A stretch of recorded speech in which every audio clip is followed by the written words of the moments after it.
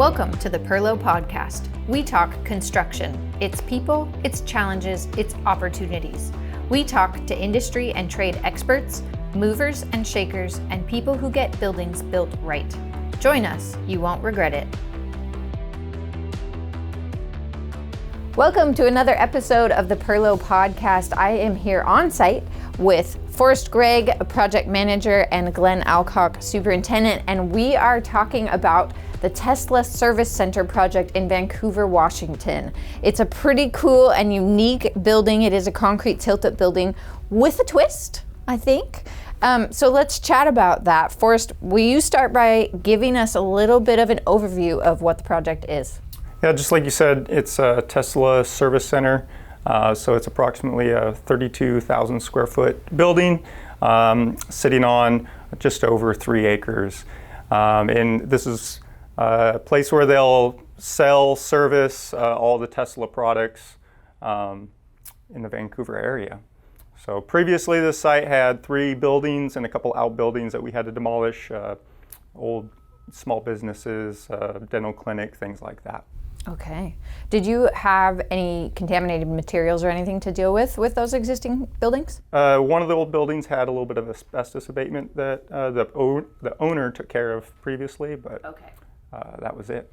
And is this service center kind of a new model for Tesla, or have they been kind of building these all over the country? Do you know? They have been building them all over the country, several in the Northwest. But yeah, as Tesla is a new car manufacturer and product, they are relatively new.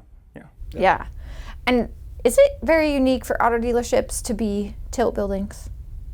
No, we did quite a few next door here that were tilts for Okay. for Dodge over there and Honda. And they have a showroom and service center in this space? Yes, it's a small showroom, but primarily a service center is the majority of the square footage. Okay. Will we see Teslas parked in the parking lot?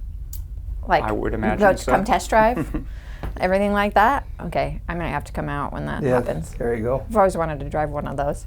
So this project is pretty unique because it's a tilt building, but it's insulated tilt panels, which was new to us. I think it's kind of newer to the industry in general. Yes, it is. And it was originally planned to be precast tilt panels that would be poured somewhere else and then brought on site. And as we engaged in the pre-construction process, we determined that it would be more cost effective and efficient for us to do it ourselves. We usually self-perform our own concrete. So can you walk us through what those insulated tilt panels are and what was different about them from a normal tilt panel? Sure can. If you look right here, I got this picture right here. This is the tilt panel right here. 3 inches of fascia concrete, 3 inches of insulation. Then this is like our typical panel, 7¼ inches of structural concrete. We pour this first, then in 30 minutes we have to, after no more than 30 minutes, we have to put the insulation in. And then we get the connector. The insulation is laid out 6 inches on center with holes. We put these in, stick them in there, and give them a quarter turn. Okay. That locks in the lower fascia concrete to the upper structural concrete. Kind of different. I was really nervous about it, but it worked out great. The panels came right up. That's awesome. Yeah. And so this is the piece that goes into the fascia. Lower fascia, yes. This is in the insulation. Correct. This is in that upper. And that's piece. the only thing that holds the 2 pieces of concrete together. No way. Yes. Another thing we did, we have to take on top of insulation, we got to walk behind vibratory screeds where they vibrate the insulation, then we stop and we stand on top of these for a split second, a low idle, then we drop back to insulation, we vibrate, just like you screed off concrete, but we're vibrating underneath here to get any voids taken out. Wow. And then so how long after, this all happened in the same pour, how long after that did you do this piece? Well, after this one, next day we had to test all these. It's just like a torque wrench. We had to put it in there, just palm of your hand, and they click. They're good. If they move a little bit, we had to drill and epoxy new ones in. Ooh. We had a few of those. We learned as we went, to get better at it. But then as soon as we got 24-hour cure time, we tested this right here. And then the rebar is here, and then the original tilt. We started putting the rebar in and pouring it as soon as we can. We got rebar, pick point, brace points, and we poured it. Then we went back to the typical tilt. Interesting. It was. Okay, and then everything else in terms of the process was more like a normal tilt. Yeah, this part from normal. That's awesome. So we're standing here next to this diagram here. It's really high tech, but super efficient, right? Can you talk us through this? We've got a layout of the building. What have you got here? How does it help you? This is what I do on the job here. These are, we have 51 panels, 51's right here. And this is 1/8 inch scale. Okay. I cut them all out, number them, just make it easier. And I have to lay them out so that we start with panel 40, 41, 42 with the crane right here. This is a detail of the crane right here. We said 40, which goes right here, 41. Then we said 42 right here, and then the crane just follows around and just keeps on going and sitting on the panels. So this is your crane. That's my crane. This is your boom. That's my boom. And you started picking with these two first. Yeah, those two first, yes. What was the reasoning for starting with those two? Because it opens up the braces, because we can't set this one right here because it covers its own brace. These two had the braces open for the panel braces. So we start with these right here, then we go 42, uncovers itself. As we go down 43, uncovers the brace point area. Then as we went down, so. Okay. And this is pretty typical for how you guys lay out I panels. think we all do it the same way. Some do it different. Some do it on blue beam, and I like to cut mine out. Put these together on blue beam. Then they're 1/8 inch scale. These are 1/8 inch scale. Then I just cut it out with my cutter and put them up there. And do you guys, before you pick, who comes into this room and looks at this plan with you? We have the crane operators come in here. I call him up, Dan. He comes out here and he looks at it. He gives us a blessing. If it needs to be redone, we kind of move stuff around ourselves. What about the crew? Your foreman, I assume, is kind of involved in that? Anybody Yes, else? he is. Yes, he's involved in helping the layout and everything too. And so let's talk about safety during this process, because how much do you think one of these panels weighs? Okay, the biggest one's right here. I think this one's about 75,000. These panels, they're not that big. The average size is 12 feet by 28. And we got, like I said, you got 3 inches, lightweight. This is lightweight, and they're small size. I think, what do you say? I can't remember, 80,000 at the heaviest? I believe you're right. Yeah. And that's light. That's light compared to some of the panels that Perlo has done. Okay. Got it. And like we're down to 80 to 45,000. Pretty Okay. lightweight panels. So there's a lot of planning that goes into the crane, the size of crane, and then the method of picking, kind of your order of operations, in part because of the weights of the panels. Sometimes they vary on the same job site, yes. right, in terms of size. Sometimes you have to get a big hydro crane and do it all with a hydro or a crawler. And you also evaluate picking from on the slab versus outside. So was there any real discussion about that for this project? No, this is always going to be on the slab right here because this site is really small. Like 36,000 square foot building, 3 acres, and all this site utilities going in. Plus the north side, we had no access to it. This right here is somebody else's property, which is only 20 feet away. So we had to do it from on the slab. Okay, so no real decision there. No, there wasn't. That was just how it had to be. Did you have to stack any panels? You didn't. Luckily, we did not. Okay. Yep. Because sometimes, I guess we should explain that we have to stack a panel on top of another panel in order to have enough room to pour everything. Correct.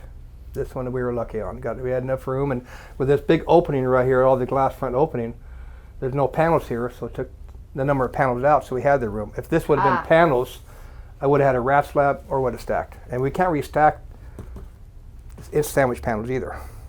Aha. Okay, another challenge. Now the challenge right there. So, what do you think were your big lessons learned about this process for the insulated tilts? The biggest lessons learned was insulation. If you put the insulation in, it should fall loose. All the insulation is pre-cut. We give them our panel drawings like we do for our rebar and everything else. Okay. They detail the insulation per fit around the window openings. Holes are pre-drilled. We're doing concrete forms, and some areas vary, 1/8 inch, 1/4 inch. But the insulation's got to fit loose. You can't get in there and you can't wedge it like sheet of plywood and bow it down because it's going to bow up. And what happened to us on the first couple of panels, we had the insulation there, we wedged it in tight, the guys wedged it in tight, so it's laying flat. Put these in, now we run the screen on, then they flex back up. So we learned a lesson right there, fit them loose. Don't wedge them in. Like a sheet of plywood you put down, you bow it in. These got to fit loose. So we had to go in there and we had to take the insulation, relieve the joints, re-drill on epoxy, and put We learned that right there. Insulation's got to fit loose. So if you tight against the edges there, by the middle we got to have up to 1/4 inch gap, and then you put spray foam in there. Oh, okay. Because the structural concrete and the facial concrete cannot touch. Because anything that it'll bond to, and then the cracks show up there. Just like you see in a sidewalk hits a curb, cut joints and the crack tubes off the curb, or vice versa. Okay. So has Tesla used the insulated panel design on other buildings? Is that why they went this route? Well, I don't know about Tesla specifically, but our developer who is building this building for Tesla has used this. So all their other buildings that they've done, I think this is the 5th building for Tesla that they've built. They've all been precast insulated concrete panels. This is the first time that they've done a cast on site insulated concrete. Okay. And that was largely to meet the Washington State Energy Code. Yes, exactly. For insulation, so you don't have to have stick pin on the inside, which isn't the most attractive look. Washington Energy Code, and then the other, just Tesla's design standards, I would say, want that energy efficiency. Okay. So before we go out on site, and I want to do a quick tour, what have been some of the challenges with this project? Where do you want to start, Forrest? There's been multiple challenges. This is an old site. Used to be a farm, and I mean it's evolved over the years, ending as a dental clinic. So the underground utilities were largely unknown. So we had a rough idea of what we thought, but it seemed like the first we were surprised right away. Couple months, every time we put a shovel in the ground, we'd find something. So a lot of old storm. We had a really wet spring, so the groundwater was extremely high. That was a challenge. And then we're in the middle of other businesses, right? So we've got a medical facility to the north and businesses in the front. And it's, no one likes construction. They want the end result. They don't want to live through it. So navigating our neighbors, I would say, has also been a challenge, but I think successful because we're here today. Yeah, it's pretty tight out here. Like, luckily, Columbia Health Mental Facility right here gave us this property for a trailer, container, and a yard. Nice. Because we're so tight out logistically, we have no room for nothing. We have to, every time we set something down, we had to move it for the storm, move it for the sanitary, move it for power. So they loaned this to us. All we got to do is maybe throw some grass seed out there and Clean it up. a little bit. Yeah, so they helped us quite a bit over there. Good. All right. Well, are we ready to take a tour? I sure am.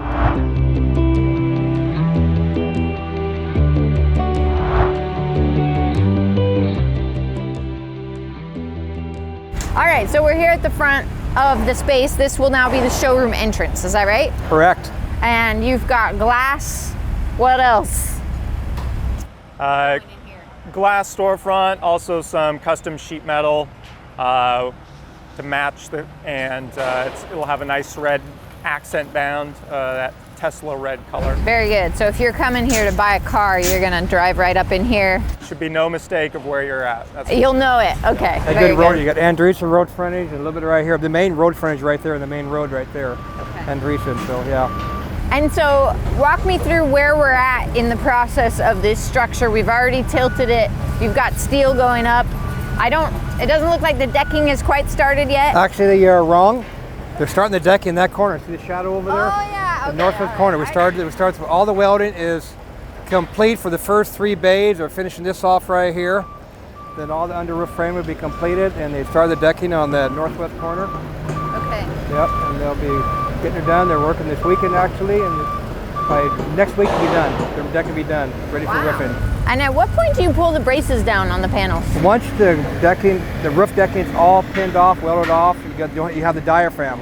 Then we take the braces down. Got it. They recommended wait for them all done. Bigger buildings, that's a lot of long wait though, but it's like a deck of cards. A good shift on you and go down. Okay. All right. So that finishes up that envelope structure. Yes. Yeah.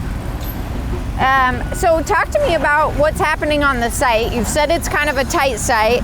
We had some right-of-way work that had to be done.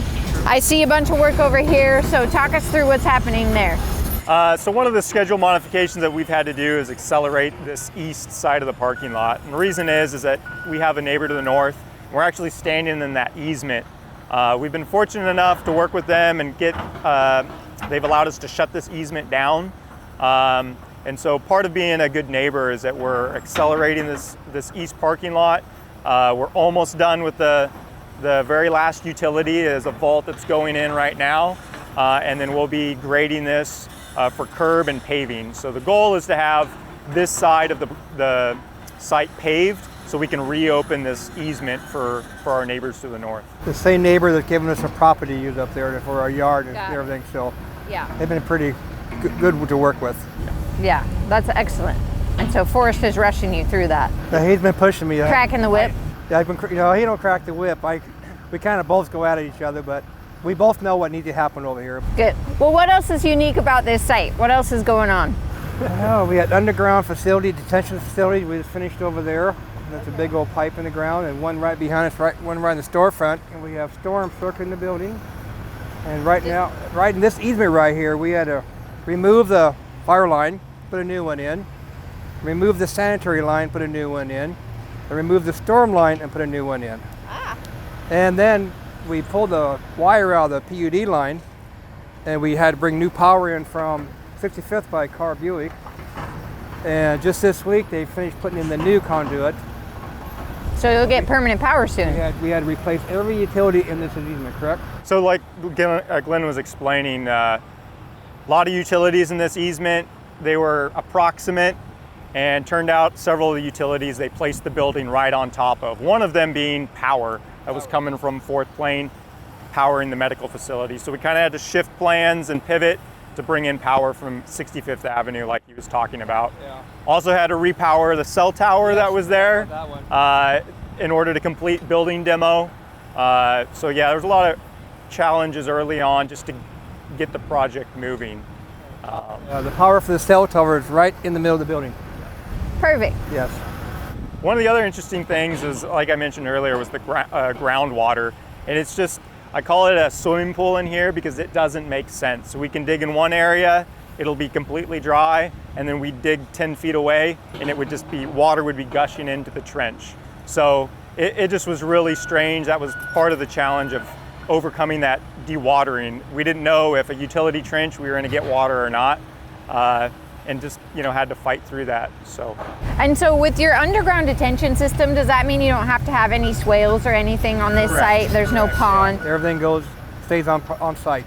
Yeah, so it's got a brand new stormwater facility to take all the surface water. We've got a large underground storm detention facility on that parking lot.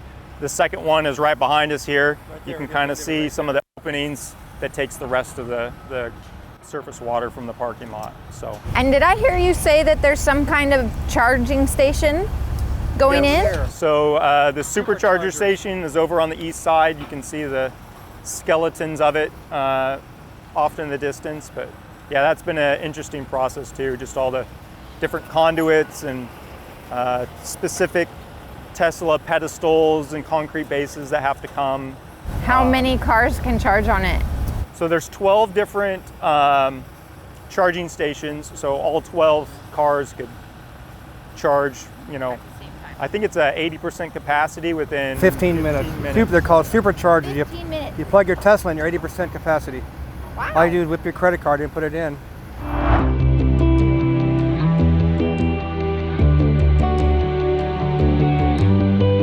We've got roofing staged over there. We've got glass in a storage unit. We've got all this FF&E in a storage unit. We just put rooftop units in a storage unit. And there's been lots of changes just with material lead times and trying to meet the schedule. Lead time, everything going in storage units. Yeah. And theft, right, to battle this area. Yeah, you've got double challenges with tight sites, so it's not necessarily going to fit here. Right. Long lead times on everything these days, so you got to get it here when you can get it here. So you've got it just stored off site. Yes, so we have a mix of storage units or off-site storage. We had all the roof structure came, what was that, roughly a month and a half ago that we had to have stored. We've got the roofing insulation and membrane that we're storing on Columbia River's property. I don't know where we would have put it otherwise. So a lot of this stuff was ordered way in advance to help meet building schedule, and Glenn's done a great job of figuring out where to put it so that we can hold it on site. Logistic, just put it here and move it. Progress the schedule. So it's just being creative to, So what's your total project duration? December, correct, Forrest? 9 months, yes. So completion is December. Okay. We started demo and mowed on site back in March. Had a little bit of permit delay, but there was still work that we could do while we were waiting for the official building permit. So. All right, well, I think that this is such a unique and awesome project, and I really appreciate your time coming and speaking with me and being on camera and talking to us about this building. It's a really unique It is unique. project. Like I said, these sandwich panels, everybody was nervous when we started picking them. Yeah. Everybody was nervous, but they came up just like a regular panel. You're ready for your next one now, right? Okay. All right, we'll find it. Okay. Get her done. Thank you guys for joining me. Okay, thank you. Thank you for joining us for the Perlo Podcast. Visit us online at perlo.biz. Subscribe to catch our future episodes and join us on LinkedIn, Facebook, Instagram, or YouTube to discuss all things construction. And finally, work hard, do what's right, and make it fun. Until next time.